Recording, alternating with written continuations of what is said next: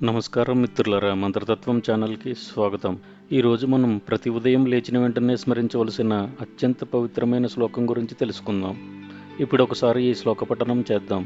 కరాగ్రే వసతే లక్ష్మి, కరమధ్యే సరస్వతి, కరమూలే స్థితే గౌరీ, ప్రభాతే కరదర్శనం. ఇప్పుడు దీని యొక్క శ్లోకార్థం చూద్దాం.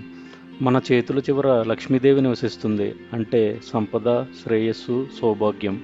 మన చేతుల మధ్యలో సరస్వతీదేవి, విద్య, జ్ఞానం మరియు వివేకం. మన చేతుల మూలంలో గౌరీదేవి, అంటే పార్వతీదేవి, శక్తి, సహనం మరియు కార్యసాధన.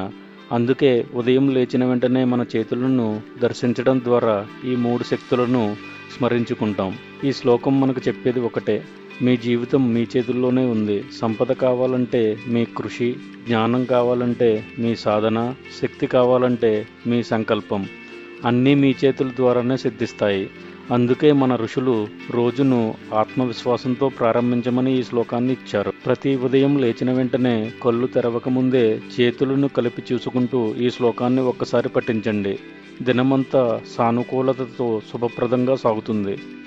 ఈ శ్లోకం మీకు నచ్చితే వీడియోకి లైక్ చేయండి. మంత్రతత్వం ఛానల్ను సబ్స్క్రైబ్ చేయండి. మీ కుటుంబ సభ్యులతో, మిత్రులతో షేర్ చేయండి. ఇంకా ఇలాంటి మంత్రాలు, శ్లోకాలు, తాత్విక భావాలు తెలుసుకోవాలంటే మంత్రతత్వంతోనే ఉండండి. ధన్యవాదాలు. ఓం శాంతి శాంతి శాంతి.